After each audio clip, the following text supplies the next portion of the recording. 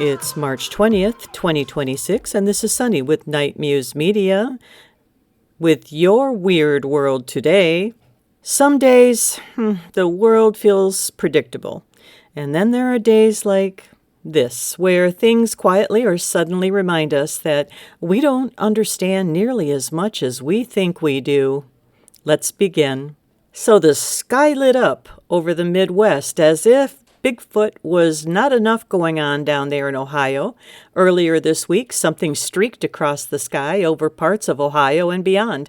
People described it as bright, fast, almost silent at first, and then seconds later, boom. What they were witnessing was a small asteroid entering Earth's atmosphere. As it travels at incredible speed, it compresses the air in front of it. It heats up and sometimes explodes before ever reaching the ground.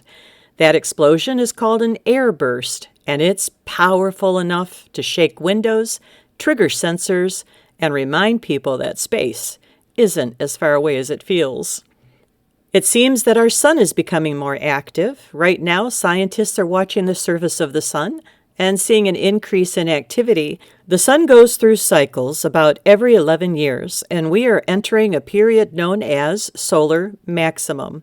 During this time, sunspots increase, solar flares become more frequent, bursts of energy are sent towards the Earth, and this can affect things like satellite communication, GPS signals, even power systems in extreme cases.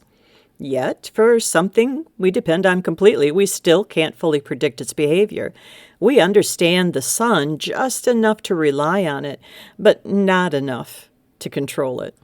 And we have a robot encounter that turned real. In a recent incident, a humanoid robot moving through a public space startled a woman so severely she had to be taken to a hospital. Now, this wasn't an attack. It wasn't a malfunction. It was something else. It was a moment where something that looked almost human, but wasn't, appeared unexpectedly, and the reaction was instinctive. We're entering a time where machines walk, move, and exist in shared spaces, but the question isn't just technology, it's psychology. How ready are we to live alongside something that resembles us, but isn't? And here's kind of a creeper.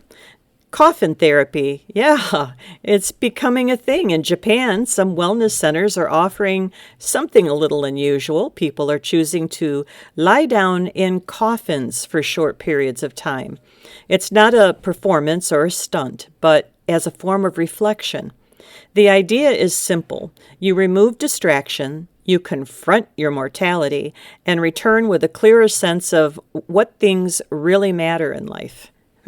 I have to think about that one for a while. It's not about death, it's about perspective. Because sometimes people don't change until they're reminded that time is not unlimited. Boy, isn't that the truth? Now, here's one a lot of you are going to like. Beer as medicine? Well, researchers are exploring new ways to deliver medicine, and one idea being tested sounds almost strange at first. Using something like beer as a delivery system for vaccines or treatments. Not the kind you'd find on a shelf, but modified, stabilized, and designed for accessibility. The goal would be easier distribution, less reliance on refrigeration, and reaching more people globally. It's part of a larger shift where the line between what we consume and what heals us is beginning to blur. And all of my conspiracy theory friends, man, you're going to have a field day with that one. The quiet return of beekeeping. I love this one. My father was a beekeeper. Across cities and small towns, beekeeping is quietly returning.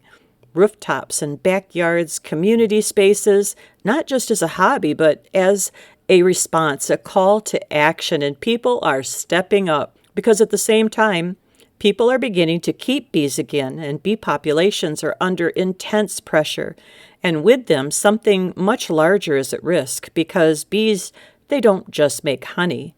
They pollinate crops. They support food systems, which means this isn't just about the bees, it's about our balance in general. We have lights in the sky again over parts of New York. 3 glowing objects were seen moving across the sky. It was captured on video. It's been shared widely. I'm sure if you Google, you can find it. There's no confirmed explanation. Now, this doesn't mean something extraordinary, but it does highlight something consistent. We are seeing things we can't immediately explain, and in a world filled with technology, that feeling stands out even more. Severe storms are continuing across parts of the U.S., including strong tornadoes. We actually just had a taste of that ourselves not too long ago. Large hail and sudden shifts in conditions. These aren't isolated events. They're part of a pattern people are noticing more often. Weather that feels less predictable, way more intense. I know the past couple of years up here above the 45th parallel, man, the winters have just been brutal and the ice has been unbelievable, and it's been harder to prepare for. Now, AI is accelerating, and because of that, it's helping with new discoveries. Scientists are now using artificial intelligence to analyze data, identify patterns, and accelerate research. In some cases, AI is helping uncover things faster than traditional methods ever could.